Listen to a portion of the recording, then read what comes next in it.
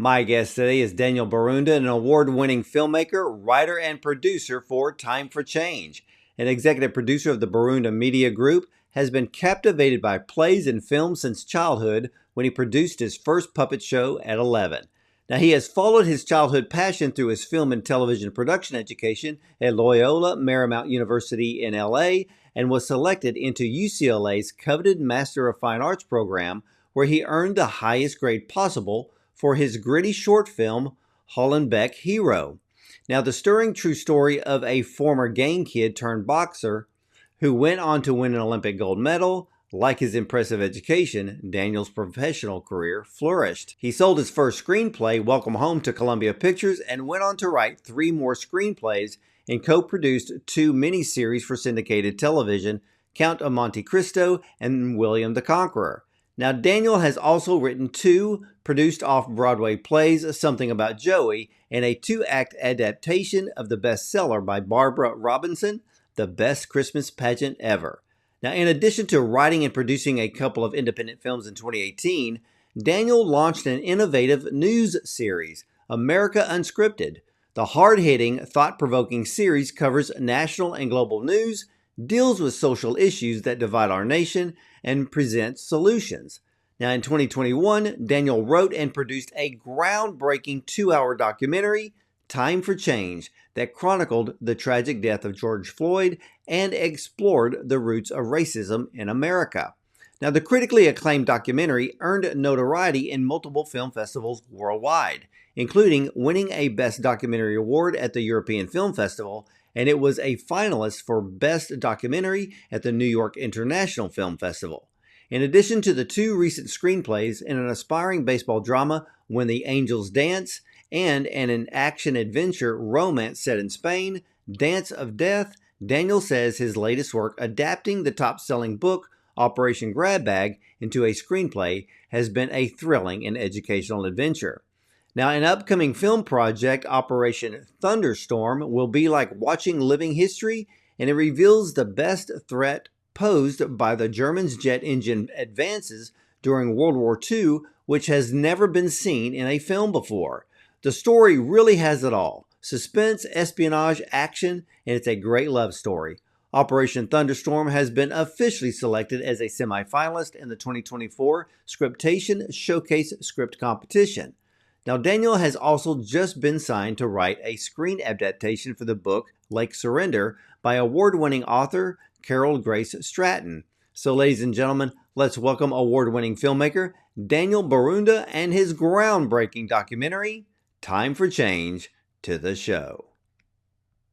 It's great to have you on today.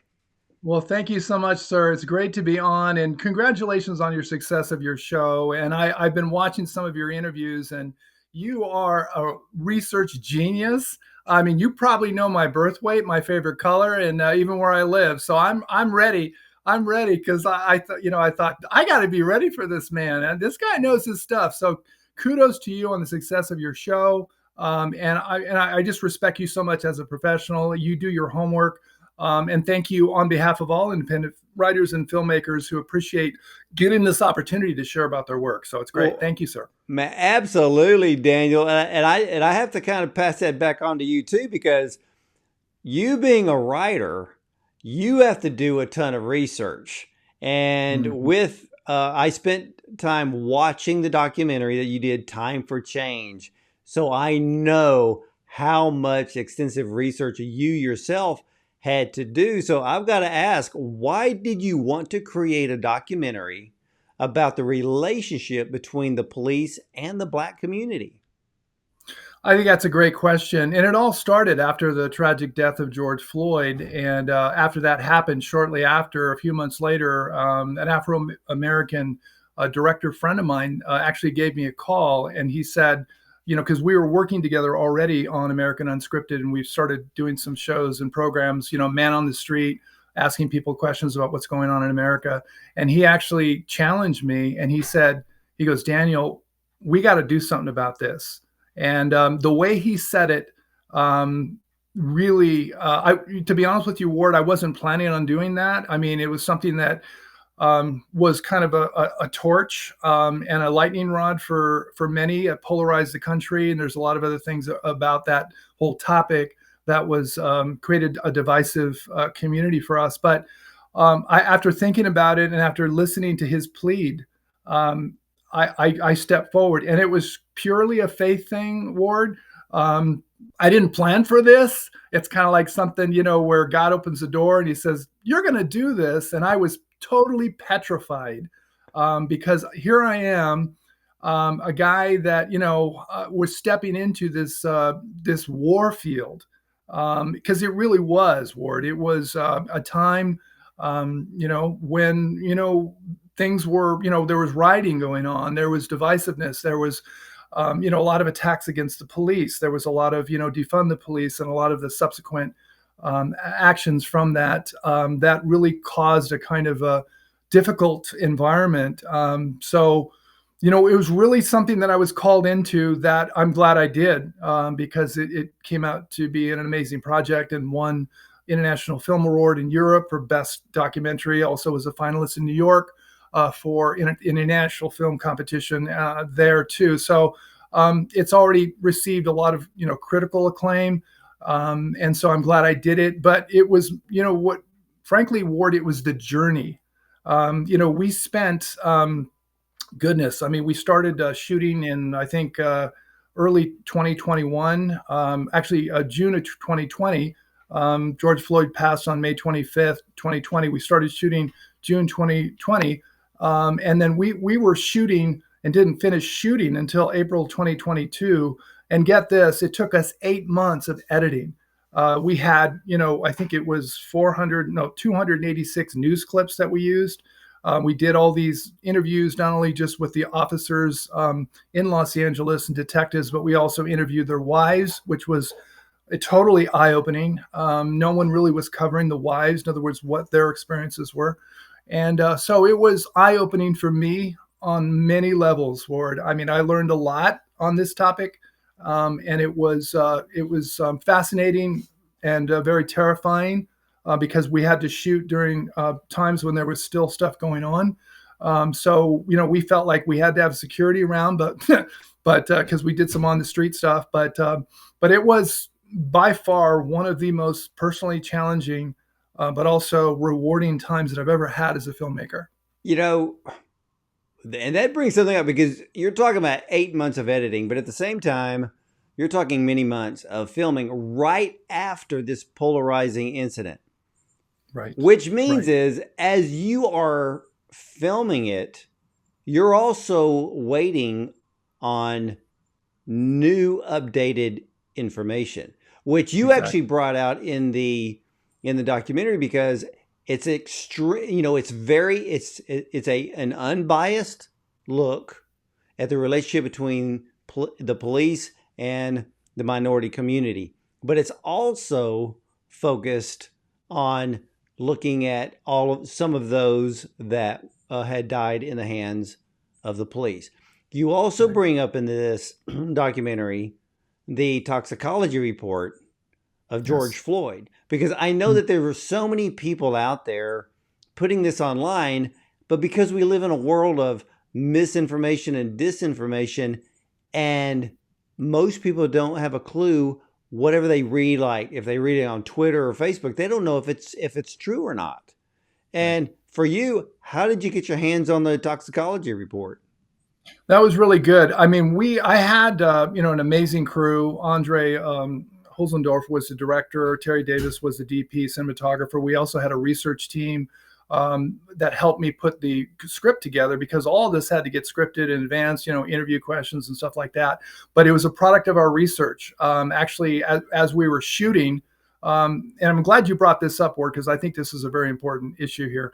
As we were shooting, my research person came to me and said, Dan, a report just came out, and we need to include this. And I said, what's the report? And after learning about the report, we actually changed our production schedule. And I actually said, we got to have this in there. I mean, because obviously with documentaries and whenever you're doing, news shows, you have to be unbiased. And I think that's one of the things that came back on more than one occasion from people who have watched it saying, Dan, you did a great job of being unbiased on this topic. You were very fair on both fronts. So we felt like we had to share this information, which frankly, Ward, I don't know if you know this, but this toxology report was kind of hush hush and hidden for a while. So, after this whole thing exploded, and after police were, I don't know how much you know about this, but the police were being attacked, in different parts of the country who were not a part of this incident in Minneapolis. But still, police officers in LA, police officers in Arizona, it doesn't matter. They were all being attacked for the incident regarding one man's error, obviously. But once we heard about the toxology report, that floored me. And I said, we got to get that done. So yes, Mr. Floyd was compromised. He had a significant amount of fentanyl in his system, which enlarged his heart, which made him more susceptible to issues with his breathing. He had also just recovered from COVID. But he was, according to the doctor's report, he was in an overdosed position physiologically, and he would have passed within 24 hours to 48 hours because his condition was so dire.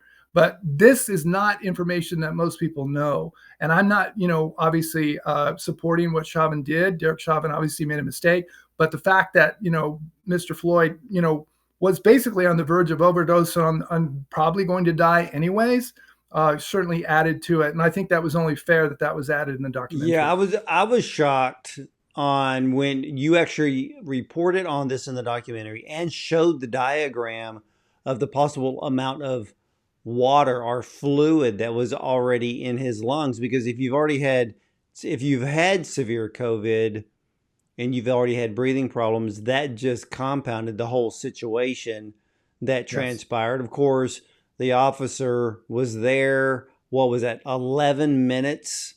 Mm-hmm. Which you're kind of wondering, wouldn't that have only taken you about 60 seconds to 2 minutes to handcuff him and put him in a car? I mean, what was the whole point of the other 9 minutes? Right, and of course, we could just break down that whole scenario forever. But you interviewed quite a few people for that film. How did you go about creating a fair, a balanced, and an unbiased look at the relationship between the police and the minority community?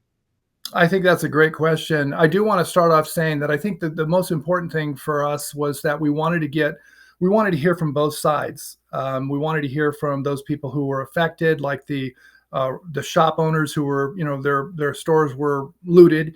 We wanted to talk to the police, obviously themselves, and then we also wanted to talk to, youth, African American youth, which we also interviewed to get their take on what's going on. So to answer your question, the short version is that we tried to talk to all sides of the story. In other words, we want to get perspectives from everyone. We didn't want to just talk to the police. We didn't want to talk to just political figures and things like that. We wanted to be fair about it. And I think that's the most fascinating part for me, was the discovery as I was interviewing these, young, African-American women. I learned so much word that I didn't know, and I was embarrassed that I didn't know it.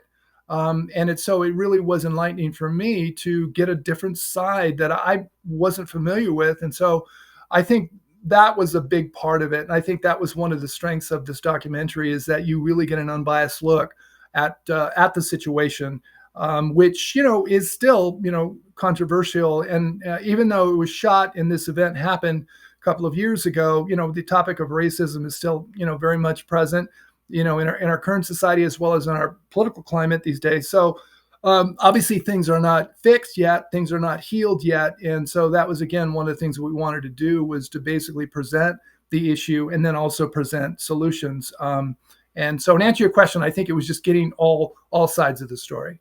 And, I'm glad you brought up the fact of trying to provide solutions. I stopped watching the news because it's all opinion based. It's no longer journalistic based. And everybody sits around, giving their 2 cents, which is worth absolutely nothing, because they don't bring a solution. They're just basically sitting there behind a desk in front of a camera, throwing gasoline on a fire that they don't want put out because they need that news cycle 24/7. Yep. But how has today's biased media caused more harm in the relationship between the police and the public?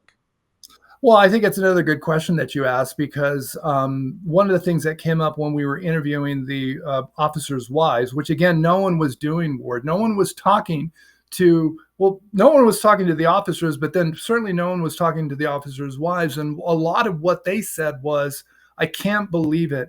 You know, my husband wasn't involved in killing George Floyd. He's an officer here in Los Angeles, but my husband still every day he goes out is threatened. His life is threatened because of an incident that happened in Minnesota. So there was this outrage of the media basically in general doing a sweeping condemnation of the police, and calling of the reform and all of that. So I think there was a lot of unfair reporting, and that caused that kind of, again, like you said, Ward, kind of threw more fuel into the fire. And I think that only made things worse. So one of the things that I think you probably saw if watch the documentary, I start from the jump saying, I'm not with this CBS or any kind of news organization. This is me doing this. I have no microphone in my ear. What you're going to hear is the straight scoop. And and this is the doggone truth. I'm gonna a straight shooter, and I purposely did that because I don't want to masquerade as this media juggernaut that is not being an accurate medium of the truth. So I wanted to get at the truth, and that's really was a big focus for this documentary. And certainly, as we were putting it together, that was our goal. Weren't you? I know I was shocked when I found out, but how shocked were you when you found out that if not most, but all of the media outlets were reading the same script? Unfortunately, it was sad. It was really sad, Ward, because you think in terms of journalism, because I have a background in writing various forms, and one of them is in journalism.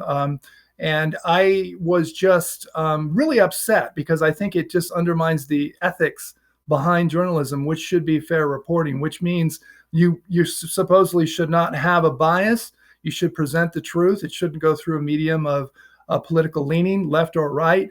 It should be, straight shooting. This is what happened. A journalist should be about telling the truth about what has happened, and not, putting a spin on it. And I think that's what outraged me the most. And that's what, again, one of the motivating factors is that I was so outraged by what I was watching on the news. I said, you know what? What are you talking about? Why aren't you talking to this group? Why aren't you talking about this other group? And so I think part of again, maybe the motivation behind it too was the outrage of the lack of fair reporting that was being done. And, that type of thing really upsets me on a deep level. Yeah, I think, and I don't want to get too deep into this, but I know that some of the stories between the police and those that died uh, in the hands of, not necessarily dying in custody, there were a couple, but the the stories were twisted in the media. You know, from what I know and have talked to police officers, if you are approached and you have a gun in your hand and they tell Mhm. you to drop it and you don't drop it, they have every right to fire. And they don't Mhm. fire to wound. Right. And there were those who were not, heeding to police orders and lost their life over it. And I know that a lot of the public is just like, well, if you just obey their commands, you'd still be breathing. Yeah, and I think I'm glad you brought that up too, Ward, because when I did the interviews with the police chief down in Los Angeles, who operates the airport district there, as well as other officers, that's one of the things that came up is they made a point of telling me that what we feel there's actually a recruitment problem with the police because who wants to join the police when they're basically handcuffed, when they can't use force, when even when they're in a situation which is clearly violent, where you have somebody coming after them with a knife or something, they have to try to use a different approach.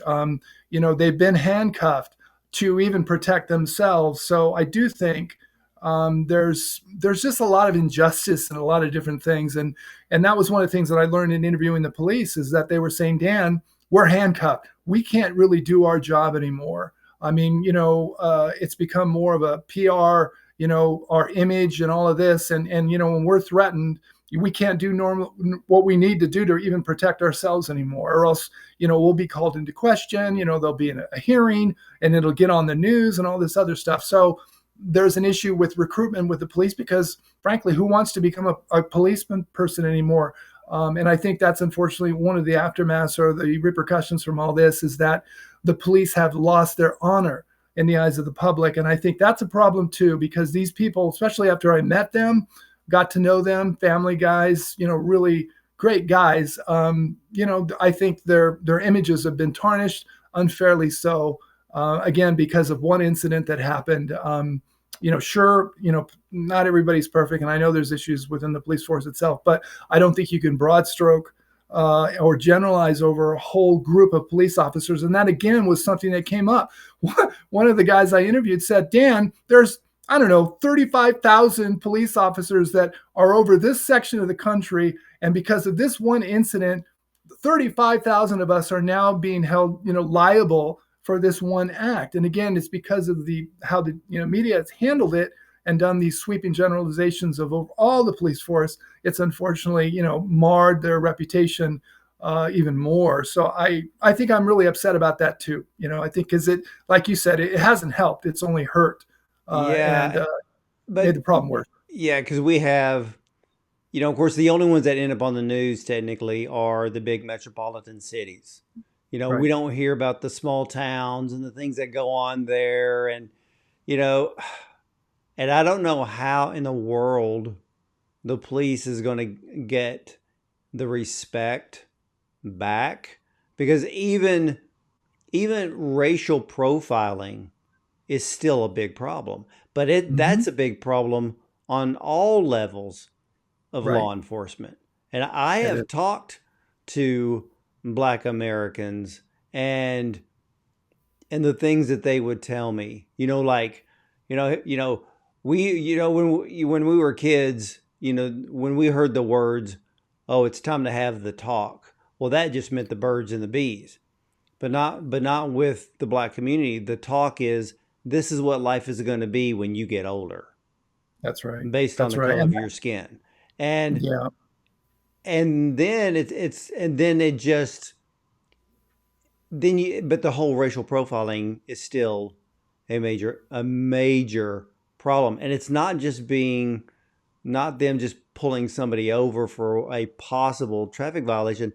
We're just like you had showed in the documentary. It's even officers walking the beat. They're walking the sidewalk. They come up to somebody, and then all of a sudden, what should be an easy situation, something that should not escalate, escalates, Right. Right. and Right. that is tough. And I mean, I don't know how in the world you covered an extremely tough subject because you could have made a whole freaking mini series out of it. Yeah, I mean, there was so much there, and I'm glad you mentioned what you just shared about the racial profiling because that was one of the things that I learned. That was a sad truth that I learned at this one African American teen basically said, "You know what? Before we go out at night, I'm afraid." And I said, "What do you mean you're afraid?" "I'm afraid that I'm going to get pulled over." I said, "By the police?" He said, "Yeah." She goes, I'm still afraid of the police. And to your point that you just shared about the quote, the talk, unfortunately, she also shared that. She goes, when my parents talk to me, they tell me to be careful. And I know what that means. It doesn't mean, make sure your door is locked on your car and blah, blah, blah. It means make sure you're home after a certain hour. You're not out driving around because if you are driving around, you're more than likely to get pulled over because unfortunately the color of your skin. So unfortunately, this is still true. And that's the reality of it. And that was the sad part or the discovery as I was working on this project and interviewing these people. That's what I came away with. And I was just sad and grieved about it. I Yeah, really was. yeah, because I know, I saw where you had interviewed the officers, You Mhm. interviewed a plainclothes detective. Of course, you interviewed the wives of the police officers, and you did a lot of interviewing of young people because that's the generation that's going to be growing up. Because when they're young, they're seeing what's going on right now, and they're wondering, is that situation going to get any better? And with police reform, even though it's talked about a lot, and it seems like it's mostly just talk. What have you heard in that line? Are they actually trying to maybe implement new training techniques with officers and how to approach people in a much different way? Or maybe using Exactly. a taser instead of a gun? Yeah, I think that's a good point too. I think that's part of the conversation. That's part of the quote new training is that one of the things that came up in the interview was this one young woman said, "Dan, it just seems like the police are so quick to have their hand on their gun. When they pull you over, it sure would be great if they don't have their hand on their gun when they're talking to you because I get totally terrified." So I think it's tough, Ward, because when I've talked to officers about this, they were talking to me about the number of times an officer hasn't had his hand on his gun and has been shot by the person inside the car. So it's really a tough topic. But I think part of the solution is maybe a different type of approach. When you do make that approach, perhaps maybe some kind of conversation from a distance before you come closer. I mean, I think also a lot of what's going on too is that the police are making a concerted effort to make themselves known in the communities more, get out there more, present themselves at these events where kids and particularly kids can get involved and get to know these people, get to know who's walking the streets, so that they become people instead of cops. And I think that's one of the other things too that one of the officers said is that we have to change the stigma. We have to go from these dangerous cops to people who are out to simply protect them. And I Yeah, think so that's a key part of the whole thing. yeah. I would see these clips like on Instagram where you get a lot of kids or they're playing street basketball. Cops drive up and they get out and hey, what you doing? And they're being very kind. And Yeah. then they spend maybe 5 minutes and they're shooting basketballs with the kids in the neighborhood. There was another one I saw where two police officers, this was during winter time, and they have a street in their town that's it's downhill. They grab cardboard or whatever and try to create a sled to slide down the snowy street. And the cops drove up and said, hey man, what are y'all doing? And so they grabbed whatever they found and they went sledding with the kids down that street. It was the coolest thing ever, but that is what the community needs. Exactly. And unfortunately, what you just shared is not covered in the media. You're never going to see a clip like that on the news, unfortunately. And that's part of the fairness that we don't see. So again, the only thing people are seeing is the brutality and the incidents when things come up, but they're not seeing these police officers in the community playing basketball, hanging out, serving hot dogs at an event, things like that. So again, it's part of the unbiased reporting and a part of the agenda, from these major news organizations and things like that. So again, it comes back to fairness. It comes back to accurate reporting, and that's something that obviously has not been done. You also bring up something in the documentary because the plainclothes detective was very vocal about his belief in the Lord. He did not shy away from it whatsoever. Should the church be more involved with the police and their surrounding communities, more so today than ever? I think you brought up a great point. I'm glad you did because being a Christian myself, I always try to, weave, the issues of faith and the importance of faith in the work that I do, but I'm not heavy handed about it. I'm trying to be fair and kind of make that more like a covert aspect of what I do. But one of the things that happened pretty quick is all the questions that I asked the police officers, particularly the police chief, had to go through their PR department. And every time I had a God reference or a faith reference, they said, you can't ask that question. So unfortunately, there's kind of a clamp down on, the God element. I know that there's a lot of officers who are Christians. I know that they celebrate their faith. Unfortunately, they have to do it privately. But I think that would go a long way if there was some loosening of the reins on, letting officers share more about their faith publicly, not just, but again, that was one of the eye-opening moments, Ward, is that when I had to go through the gauntlet of the police PR department, which was so frustrating because, I work hard on coming up with questions, like you do. And I had a series of questions that I want to do a deep dive on. And they said, no way, you're not asking that question. Nope, you're not asking that question. So they actually stripped me of a number of questions that I really wanted to ask that delve into the very topic that you just mentioned. But of course, God was, don't go there. More or less, don't go there, or this isn't going to happen, So unfortunately, that was the shackles, that I had to deal with, and kind of had to navigate through. But what about that detective? Because he didn't hold back. Well, you know why? I'm glad you asked that. The reason why he could, because he was wearing plain clothes. That was it. Had he had a uniform on, no way. So it all came down to the fact that, he was wearing plain clothes, but there's no way he could have said that on camera in a uniform. So I'm glad you brought that up, because that was one of the things that came up, with him.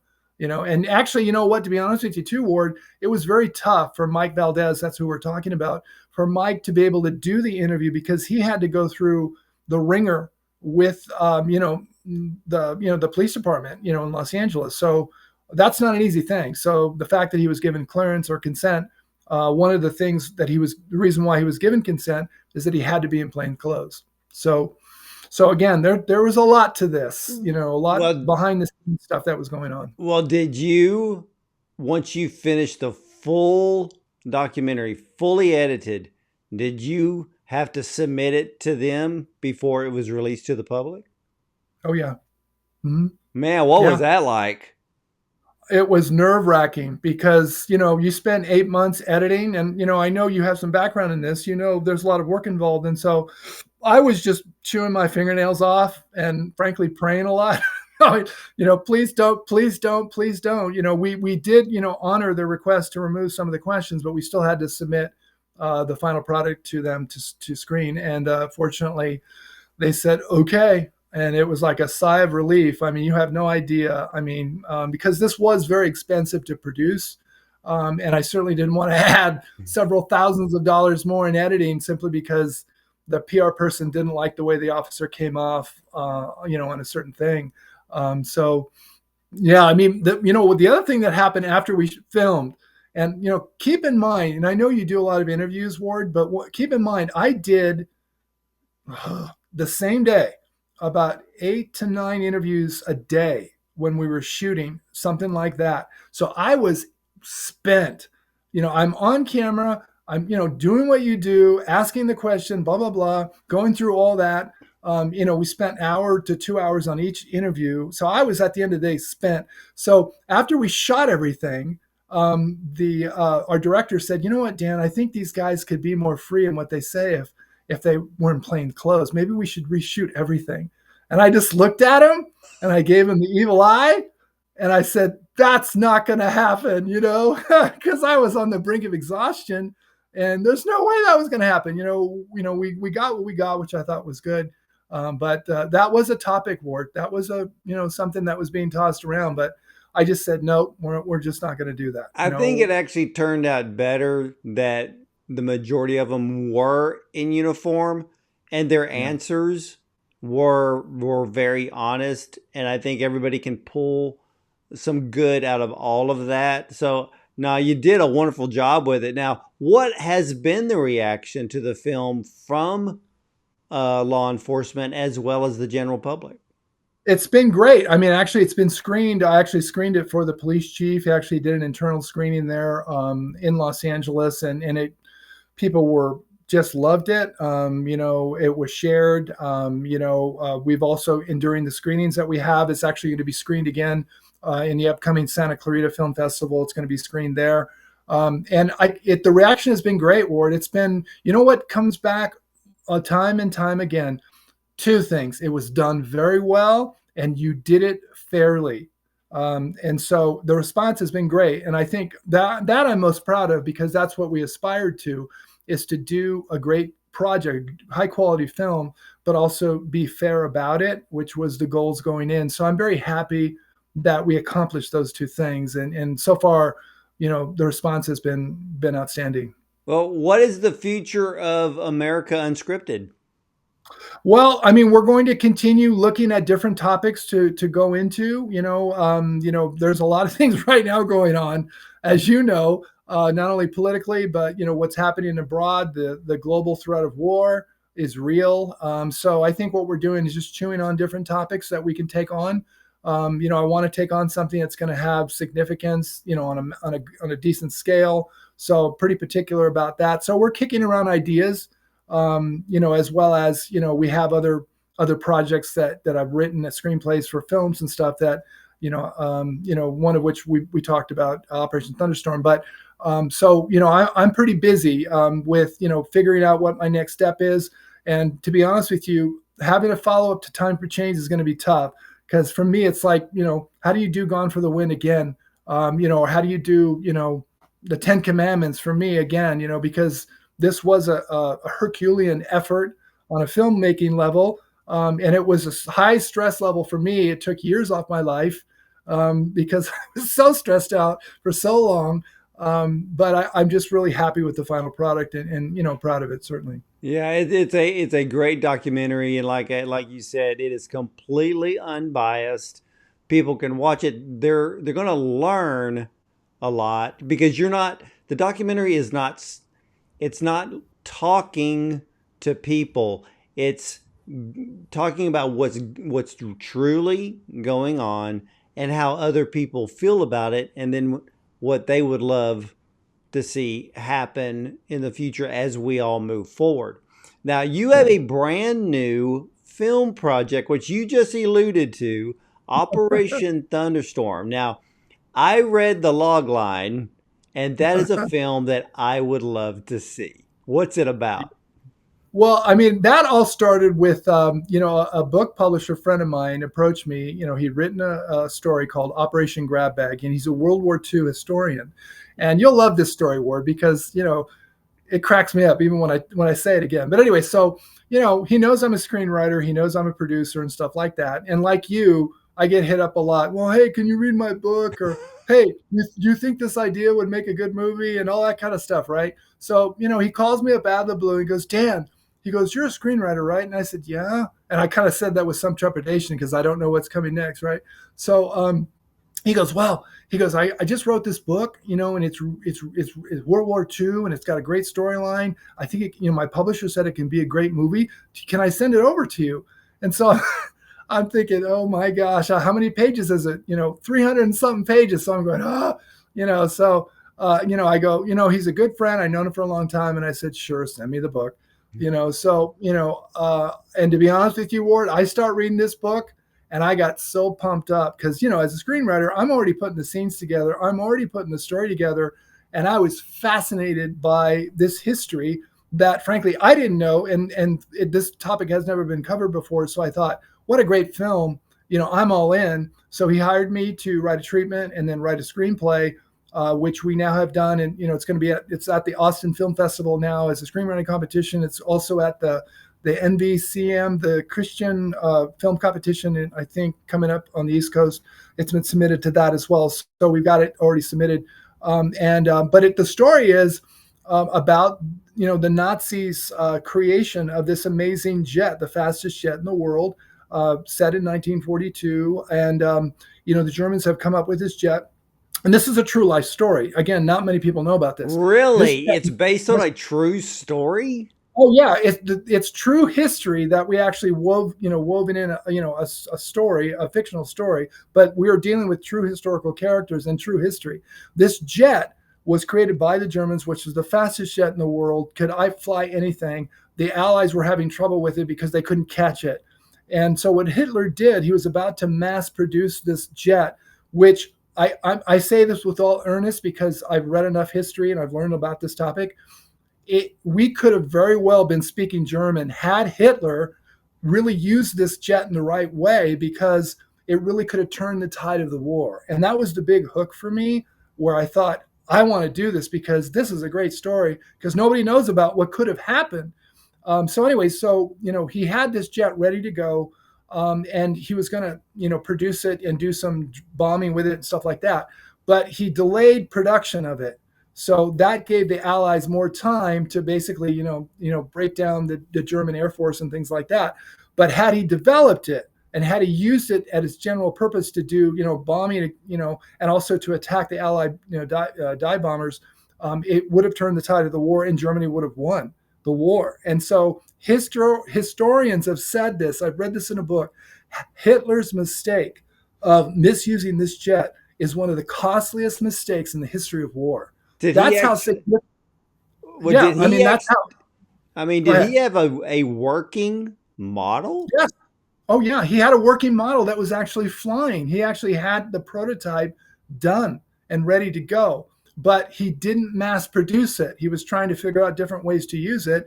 And so, again, historians have said his misuse of this jet was one of the costliest mistakes in the history of war. That's real history. So the story is about this young American, Frank Sweeney, who has to go behind enemy lines disguised as a reporter, Irish reporter, because at the time, Ireland was neutral in the war. So he goes behind enemy lines, and his goal, his task, is to sabotage this jet and to destroy the prototype and steal the plans. So it's a combination of Mission Impossible, different types of war films.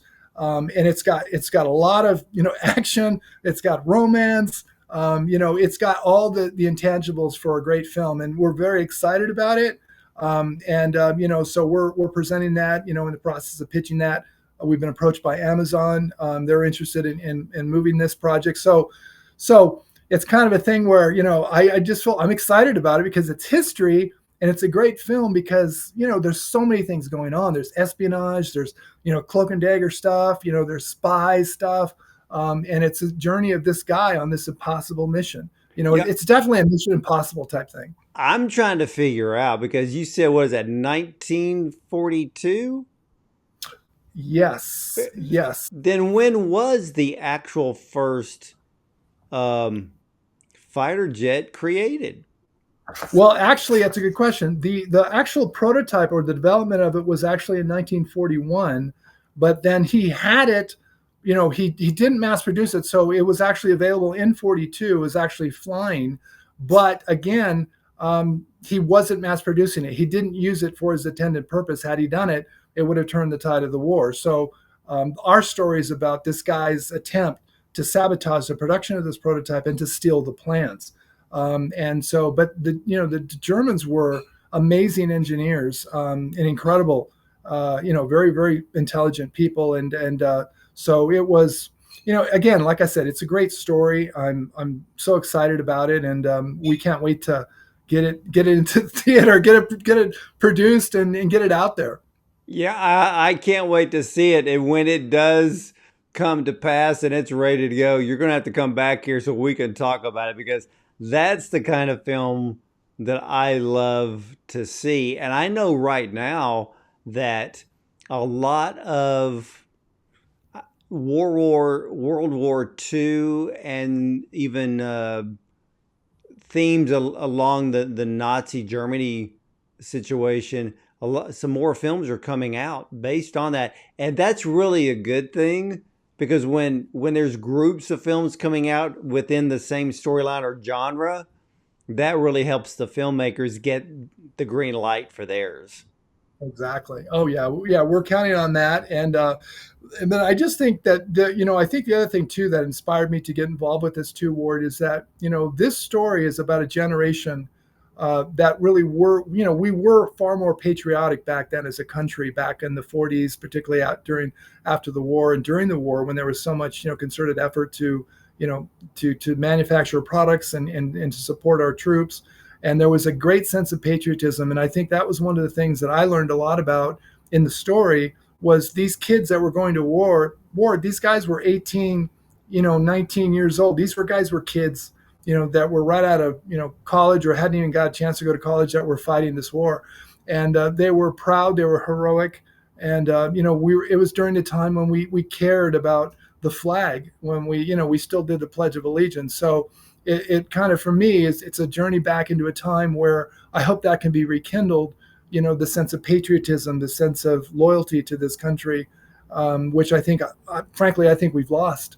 And I think films like this will help restore, by telling a story about, what we did, these servicemen who, sacrificed their lives to protect our freedom. Well, yeah, we've all read stories where there were those who were not even 18 years old yet and got into the service by lying about their age because they wanted to fight for their country. I mean, we're talking kids that are like 16 getting in under, you know, falsifying their age.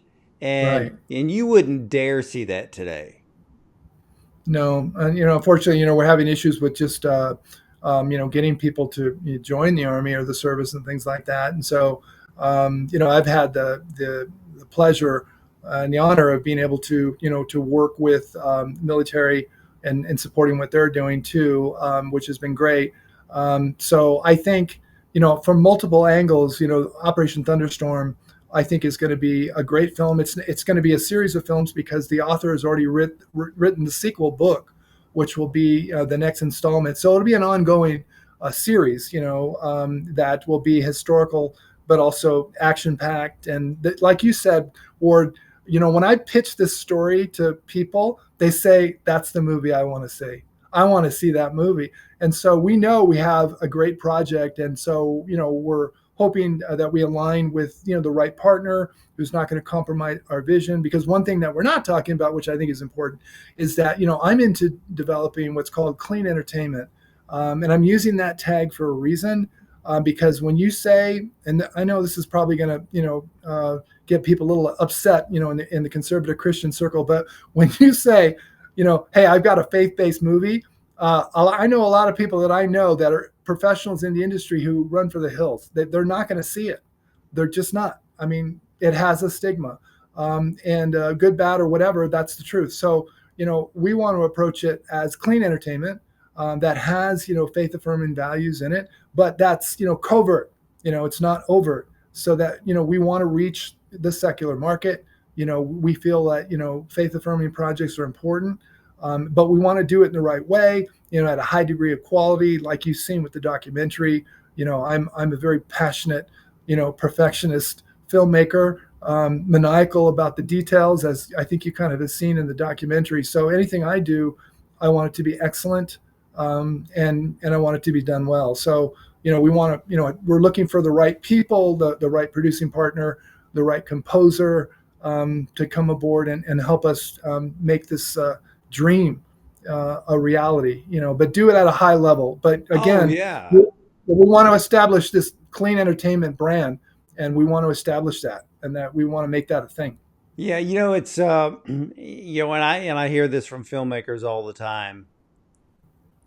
Those that are in charge, they're always saying yes and they're always saying no based on the subject matter. I know that there's a brand new film coming out this November, and I believe it's being distributed by Angel Studios. And it's a German-based Nazi film. I think it's called Bowenhofer. I think that's the correct Oh yeah, name that they're using for the title. yeah, Even when I Bonhoeffer. saw the trailer, I'm like, yeah, I want to see that. And that is Oh yeah, also based on, like you had said, it's kind of like that clean entertainment oh because yeah, you've got a historical part of the film, but there's a faith based element to the film. And usually now, the faith based element isn't in your face like it is with some films. So it makes it more broad range for a much wider audience, which is right. what movie making is really all about. Exactly. I mean, if that's what we talk about with my producing partner. We talk about, we don't want to preach to the choir. I mean, that's not what this is about. This is about, we want to make clean. entertainment that everyone's going to want to see, and and drag their family to, and say, hey, you got to go see this movie.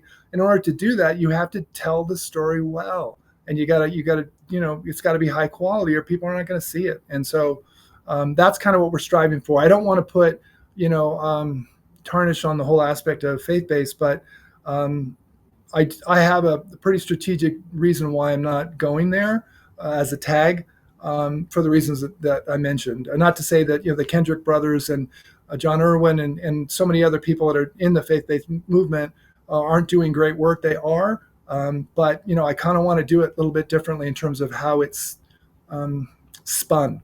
If that Yeah, makes sense. it's kind of like I had interviewed director Andrew Hyatt, who he had done the Apostle Paul. He just did the new film that came out this year, Sight, with Greg Kinnear and Terry Chin. And when you watch that movie, you don't get that sense of faith in your face. Right. Even though it's based on the eye surgeon, Dr. Ming Wang, he is a believer. And Right. I interviewed him as well. So he's very, very upfront about it. But the film is not overly. But the funny thing is Angel still pushes it in some circles as faith based. But when I Right. watched the film, I didn't find it to be, I'm not going to say worthy of the label, but it was a film that everybody in America would go and see. Right. And I think that's what we're needing now. It's like, well, it's just like the film that came out not too long ago, Sound of Hope. It's the same. It's the same way. It's not Right. overly pushing the faith element. That's left up to the distributor. And it was so funny because I had talked to the producer Jonathan Sanger, who has won like 2 Oscars. So he helped produce Cabrini, and we Right. both laughed about it because of the fact is, I asked him, I go, why did they push the film to be faith based? When I watched it, I didn't find it to be as such. It was more about female empowerment. And he started Right. laughing and he goes, no, that's the absolute truth. It was about female empowerment. She just happened to be a nun. That's great. So I'm like, to the point now, it's almost, I get that there is a genre, but there's also the genre to where you don't have to keep using the label because you're narrowing your audience. And there's so many people that could be blessed by watching the movie as clean entertainment, like you said, without having that label attached to it, and then automatically putting the thought into their head, like, I don't want to be preached to, when it has nothing to do with that. It never even brings it up.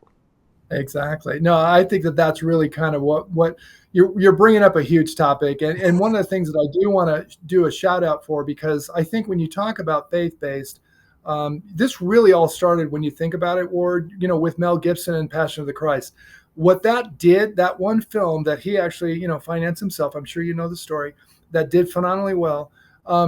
Marketed to churches, and just blew up at the box office. What that did, that one film did, was showed Hollywood that, hey, there's a Christian market out there. These people are going to spend money. So that opened the door for, the Irwin brothers and the Kendrick brothers, and with Lionsgate and all that. So I think, we owe a lot of credit to Mel Gibson, with respect to faith-based films, because he was the one that helped make it possible by the great work that he did with Passion of the Christ. Hopefully one day I'd love to work with him, because I think he's a phenomenal filmmaker. He's brilliant, and he's passionate about his faith. But I think, more credit needs to be given to Mel Gibson for starting this whole thing and for making it possible. Yeah, it made, well, back in the day, it made 600 million. I Right, do know that they're getting ready to start filming The Resurrection, right. and the majority of the actors from the first one have signed on for the second one. So that means in this day and age, 600 million in earnings would probably equal well over $1 billion. So hopefully the second one will be just as successful and just keep that whole ball rolling. But Daniel, first of all, where can everybody see Time for Change? That's a great question. I have it available right now. I'm actually going to post it on YouTube. But if you, I don't know, Ward, if you can make my YouTube link available, people can link onto that. And then I'll be making that available for public domain use. So that will be coming up pretty shortly. So people can take a look at it, as well as, find out more about Operation Thunderstorm, because there's a promotional video on my YouTube channel. So I would, if you can, if you could share the link with your audience, my YouTube channel link, and that has a lot of those things, and people can find out more. And also on there is my email address, which people are welcome to email me, and they can find out more about what I'm working on. And people are interested in wanting to collaborate with me and what we're doing with Clean Entertainment. I'm an open book when it comes to talent, and if you're talented, I want to hear from you, and who knows, we could be working together. Hey, that's it. And Daniel, I want to thank you so much for coming on, sharing with us your current film and what I will call the upcoming blockbuster film, and giving us your valuable insights to make our community relations better. And just keep doing what you're doing. We need more filmmakers like you. And I'm a big, big cheerleader for the independent filmmaker, because they are the ones that truly make this whole industry move forward. And of course, you had mentioned Lionsgate, and there's also Angel and others that will Right. pick up films from the independent filmmakers. So at least we have those giants in the industry to keep things moving along. And but ma'am, good luck and many blessings to you. Thank you, sir. And thank you for having me on. Hey, you bet. And ladies and gentlemen, you can catch all of the replays of our interviews with the top film directors, producers, screenwriters, and actors, and more on Bond on Cinema. I want to thank you for watching. And as for me, I'll either see you at the movies or from the red carpet.